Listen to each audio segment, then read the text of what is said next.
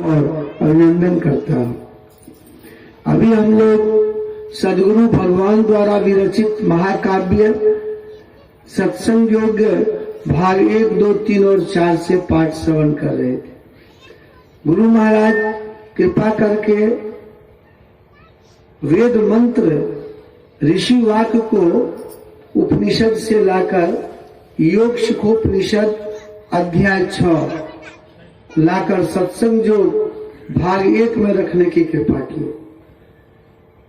अभी मंत्र का पाठ आप सुने। गंगायां सागरे स्नात्वा नत्वा च मणिकर्णिकाम मध्य नाड़ी विचारस्य कलां नारंती षोडशी। इसका शाब्दिक अर्थ सुने कि गंगा सागर में स्नान करके मणिकर्णिका को प्रणाम करने से जो फल मिलता है वह मध्य नाड़ी के विचार के फल के 16वां अंश के बराबर भी नहीं होता है। ये तो साधारण अर्थ है। गुरु महाराज का भाव क्या है कहने का, इसको हम लोग जानने का प्रयास करते हैं। गंगा सागर में स्नान करना, संतों ने लिखा सारा तीर्थ बार बार गंगा सागर एक बार। 68 तीर्थ है।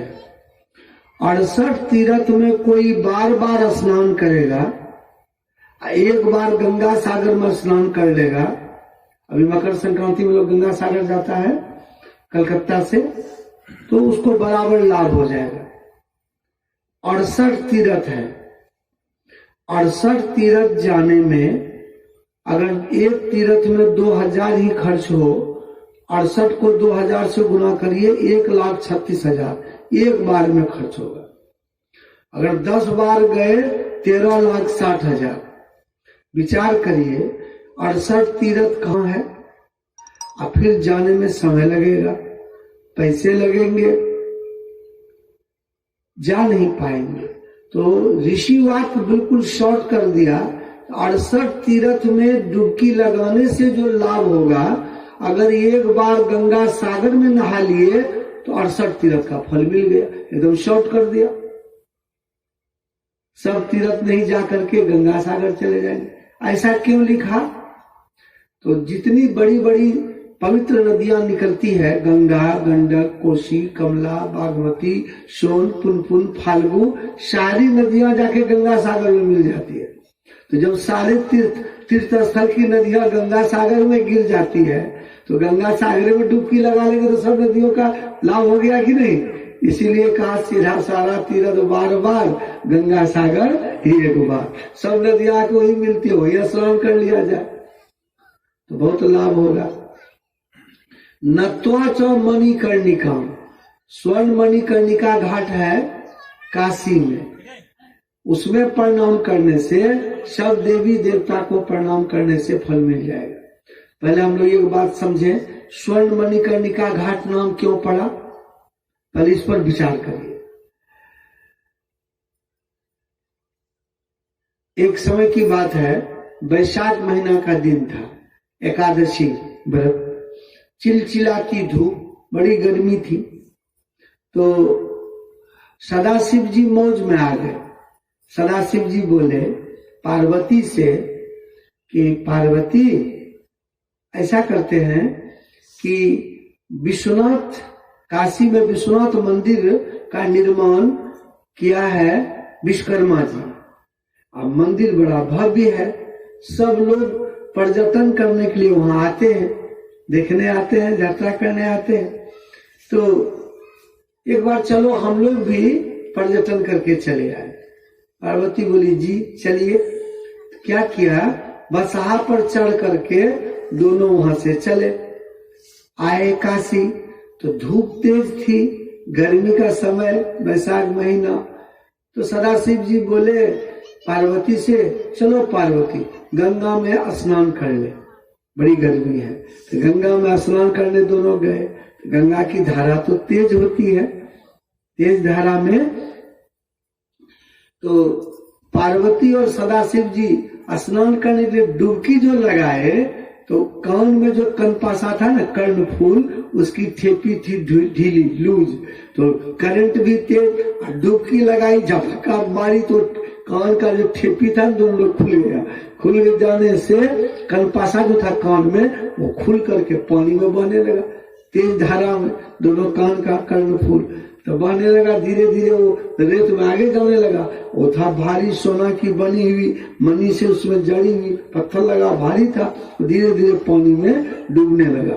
तो डूबते डूबते डूबते जाकर बीच गंगा में जाकर नीचे का तलहटी में वो बालू पर जाकर बैठ गया।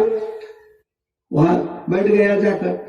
पार्वती को पता नहीं, स्नान करके जब घाट पर आई, ऐसे पूछती है, देखती दोनों कान का फूल गायब है। तो भगवान से कहती है कि भगवान, ये कान का दोनों फूल मेरा नदी में, गंगा में धंस गया। क्यों धंस गया? कि वहां कान का फूल का ठेपी ढीली थी और ठेपी ढीली रहने के कारण करंट तेज में झपकी जो लगाए बह गया। देखिए तो बालू जी बोले अच्छा ठीक है। तो सदाशिव जी आंख बंद किए तो देखे ध्यान से दोनों कान का फूल बीच गंगा में जाके, बीच गंगा में तलाठी में बैठ गया है, वहां जगमग जगमग कर रहा है। तो सदाशिव जी बोले कि पार्वती बहुत परेशानी है, अब डुबकी लगा के जाना पड़ेगा, वहां नीचे घुस करके लाना पड़ेगा, समय बहुत लगेगा, कहीं बीच में सांस टूट गया तो गए काम से, छोड़ो दूसरा बनवा देना। चले आई पार्वती, चले गए अपना विश्वनाथ मंदिर में, अपना पर्यटन कर लिए, फिर लौट कर चले गए कैलाश। इस बात को बहुत दिन बीत जाती है। बहुत दिनों के बाद चैतन्य महाप्रभु एक महान संत हुए। तो वह पर्यटन के ख्याल से निकले, चैतन्य महाप्रभु घूमने के ख्याल से। तो वो जो आते आते वो काशी आ गए। तो गर्मी का समय, धूप तेज थी, तो वह भी चैतन्य महाप्रभु स्नान करने के लिए गंगा में डुबकी लगाए। डुबकी लगाए क्या देखे कि वहां नीचे तलहटी में दो कान का फूल बहुत कीमती है, जगमग जगमग कर रहा है, तो चमक रहा है। पार्वती के कान का फूल था, चमक रहा है। देखिए तो ये ध्यान बल से देखे कितना संत में शक्ति होती है। योग बल से उसको खींच लिए।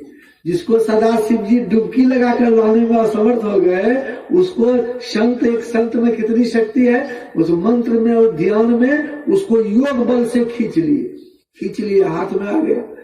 कितना योग में शक्ति है। खींच लिए और उसके बाद आंख बंद किए, पता लग गया ये तो माता पार्वती का कान का फूल है। तो वह पुजारी को वहां घाट का बुलाए कि सुनिए, इस घाट में एक मंदिर बना दीजिए, इस घाट में एक मंदिर बना दीजिए, और मंदिर में सो माता पार्वती सदाशिव का मूर्ति बना दीजिए। ये माता पार्वती के कान का फूल है, इसीलिए मंदिर में ये माता पार्वती के कान में एक कान का फूल पहना दीजिए। और इस घाट का नाम रखिए स्वर्ण मणि कर्णिका घाट।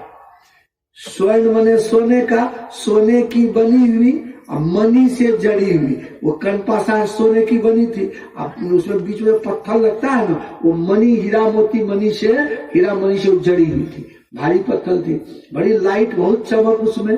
तो सोने की बनी हुई और मणि से जड़ी हुई, कर्णिका मने कान का, तो स्वर्ण मणि कर्णिका घाट इसका नाम रखिए। कि सोने की जड़ी हुई मणि से, सोने की बनी मणि से जड़ी हुई कान का फूल है, इसलिए इसका नाम रखिए स्वर्ण मणि कर्णिका घाट। इसमें जो आकर प्रणाम करेगा तो देवाधिदेव महादेव है, सब देवता के मालिक। अब माता जगत जननी जगदम्बा आदि शक्ति स्वरूपा माता जगजननी कौन है? पार्वती है। तो इनको प्रणाम कर लेने से सभी देवी देवता को प्रणाम करने का आशीर्वाद मिल जाएगा, कहीं जाने की जरूरत नहीं है। एक देवी देवता के धाम में जाने में खर्च होता है, कहीं कहीं शास्त्र में है 33 करोड़, कहीं कहीं लिखा है 56 करोड़। तो बताइए 56 करोड़ देवी देवता का नाम कोई जानता है? उसका धाम कैसे जाइएगा? तो कहा कि उतना नहीं जा करके अगर कोई व्यक्ति यहाँ आकर मणिकर्णिका घाट को प्रणाम कर ले, सभी देवी देवता का आशीर्वाद मिल जाएगा। शॉर्ट कर दिया ये ऋषि बात, अच्छा से समझिए, बहुत सुंदर प्रसंग है, सुनते सुनते आपका मन भर जाएगा।